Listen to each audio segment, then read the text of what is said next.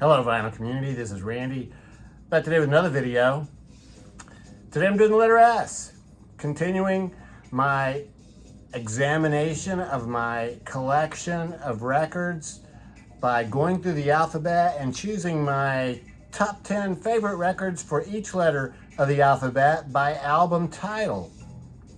And so I'm up to the letter S now. I'm not including any jazz records in this listing, and also no soundtracks, no easy listening or classical music or anything like that. It's all rock and roll oriented. And a couple other people have done some video responses to this thread, so thanks very much to those people for jumping in on this thread. And I'm going to name some of them right now. I forgot to write them down, but I think I remember most of them. So Mike at T-Cats Vinyl has done a response. Balding Boomer Scott did one. Christopher Kibler has done a few responses, and so has Dave at Culture Fan, and Randall Nelson has done some great responses. And I think that's it. I hope I'm not forgetting anybody. So thanks very much. And if anybody else wants to jump in, you're welcome to pick a letter and jump in on this thread. So, yeah, the letter S. Black Sabbath makes another appearance. This alphabetical listing has been littered with Black Sabbath albums throughout. This is their 1974 album. Sabotage. This is the original band when Ozzy was still the singer for the band. I love this album cover. I think it's a fantastic album cover.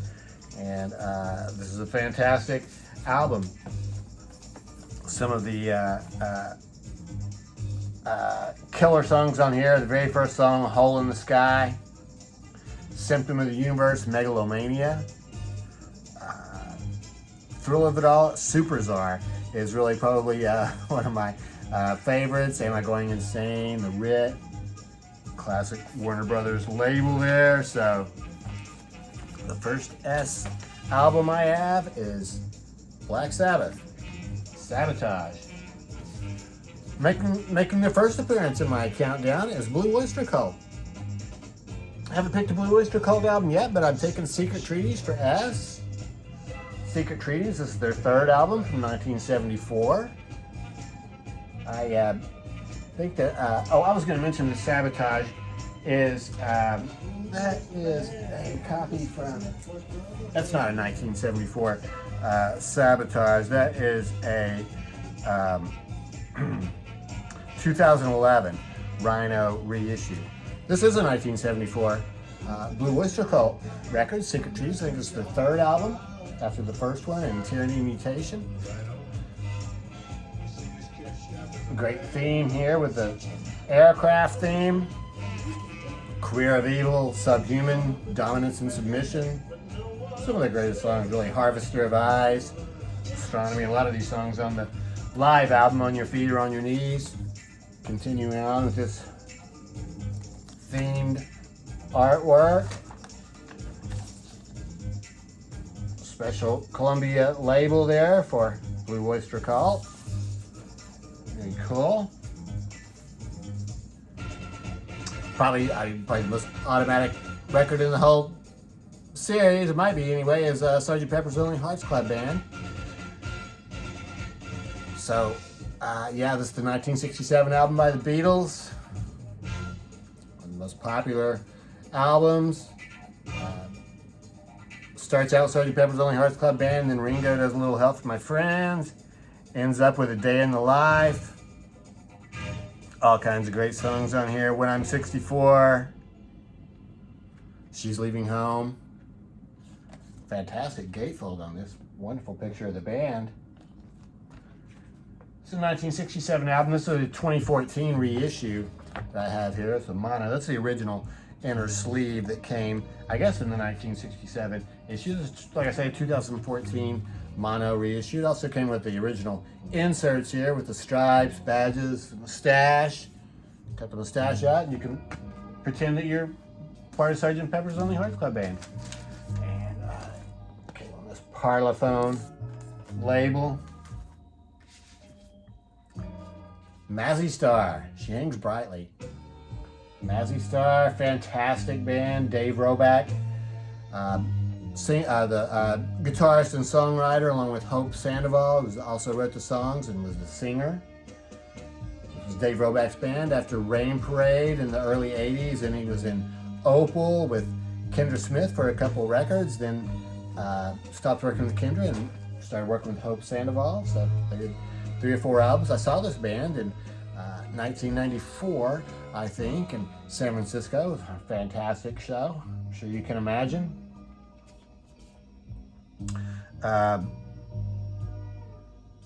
Yeah, Blue Flower. Yeah, it's really, I mean, all the songs are here, you know, Be My Angel. They just have such an incredibly dreamy type sound. I don't know, is it considered to be shoegaze, or I'm not sure what their classification is really, but fantastic band. These cool labels. 1990 for this album. This is a 2015 vinyl issue on Plain Recordings, Plain. 1974, Traffic, a British band, released their album Shootout at the Fantasy Factory. They'd been a band in the late 60s. They broke up for a while, then got back together. Los Park High Old Boys was the album just before this. It also had the die-cut sleeve. This is a reissue. This is not in 1974. This is a Friday Music reissue from 2013. On Los Park High Old Boys, the band expanded from the original 3 members. They picked up Rebop Kwaku Ba and 2 other guys for that record. For this record, they retained Rebop, but they dropped those 2 guys and picked up Roger Hawkins and David Hood, who had been, I guess, like the studio guys down there in Muscle Shoals.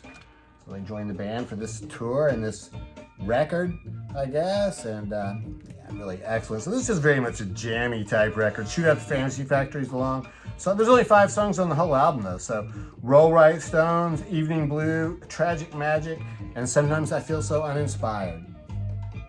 So all of them just long, but kind of slow. This is a very laid back album. Just sit back and relax to. That was on Island Records. The Buzzcocks were a punk band, I think, from the mid to late 70s there in England. I think they were considered to be punk. I think you listen to it now, it just sounds like pop music to me.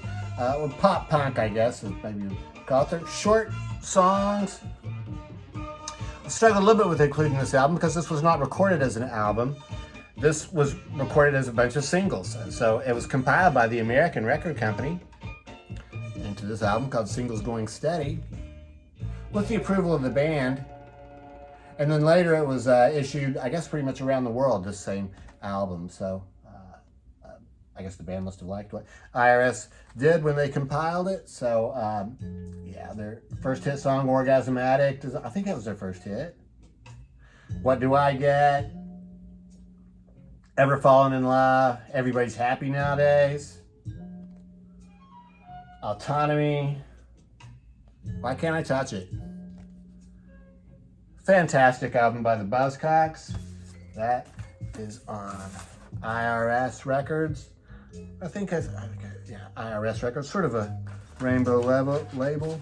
And that is a 1979 record. And that's when I got that record, 1979.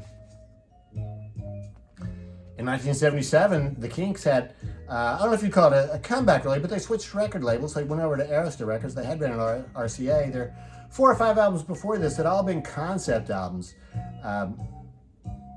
Story albums like Soap Opera and Everybody's in Show Business. And they were really cool albums. I like those. Those you sort of need to really pay attention and follow along with the whole story. For this one, they sort of went back to just doing songs. So I think it worked out well for them. Life on the Road, the opening song. Sleepwalker, Brother, Jukebox Music. I don't know if any of these were hits though. ends up with Life Goes On. Came with this cool inner sleeve, has the information about the record on this side and the band picture on the other side. I'm pretty sure that's Ray Davis there and Dave Davis there. These are the other two band members, Mick Avery and John Dalton, but I'm not sure which is which. So yeah, this was on Arista Records. Good new beginning for the band. I think after this was Give the People What They Want, which really had the huge hits on it and really was a major comeback for them. This is the third Small Faces album and the second one that was called Small Faces. The first one they released was on Decca, that was called just Small Faces. Then they signed with Immediate Records just before they released this record, which they were also going to call Small Faces. Decca went back and got some of their old singles and studio material and compiled another record. I think it was called The Early Years or something like this, but this is their first Immediate record. And so this came out in 1967. What I have here is a as a Get Back record. It's an Italian label, Get Back reissue from 2000. The original, it wasn't a gatefold, but they included all this history in the Get Back reissue. Cool picture of the band there on the back. This album originally had 14 songs on it. Get Back added 4 more songs, so there's 18 songs on here. Most of them pretty short, a lot of them less than 2 minutes. So, I mean, I just don't know if any of these really were hits, though. Even though they're all great. I mean, every single song on here, I love this whole album from beginning to end. So, My Way of Giving might be sort of a hit. Gosh, other than that, though, yeah, not too much. But it is a great album. Yeah, like I say, every song is really fantastic. So, cool pictures of the band there. They really were very young when they made this album. I think they were probably not even 20 years old yet. Kind of like Sgt. Pepper's Lonely Hearts Club Band. Another automatic entry was Sticky Fingers. Rolling Stones' Sticky Fingers, 1971 album. This is when Nick Taylor had joined the band, replacing Brian Jones. This is a reissue from 2015. The zipper does not work on this one. It is a top loader though. It's kind of cool. And yeah, this whole album is so great. Bitch, Brown Sugar. Very cool picture of the band. Information about the record right there. The background music that we're hearing today is, I'm not using soundtracks in my countdown either, but I am using it for background music today. So Shaft by Isaac Hayes. We'll just start that again. There's the label for Sticky Fingers. And then the final record that I have for S is Swoon. Swoon by Prefab Sprout. Kind of hard to see that album cover, but there's a face right here. Someone is swooning. I think there's another face down here. So Prefab Sprout, a British band from the early 80s, I think. This is a 1984 album. This is their first album. Lyrics are on the inside. Paddy McAloon is the main guy. And he writes the songs and does the singing, plays guitar. So yeah, very mellow sort of pop songs, almost kind of like easy listening though. Not too harsh, very easy on the ear. And some really great songs though, like I Never Play Basketball Now, Here on the Erie. Probably their best song, I think, is Cruel. Cruel is the gospel that sets us all free and takes you away from me. So, Prefab Sprout, Swoon is the name of that record. And Kitchenware Records, 1984, and I think this is the original issue for this record, even though I did not buy this in 1984. This is a used record that I got just a few years ago. Yeah, Prefab Sprout. So, This is a fantastic album. Really, their best album, I think, is the one called Steve McQueen, or Two Wheels Good in the United States, but Swoon is fantastic also. So that's it for my letter S, and I'd be interested to know what you think about these records that I've picked, and which ones you would have included for the letter S.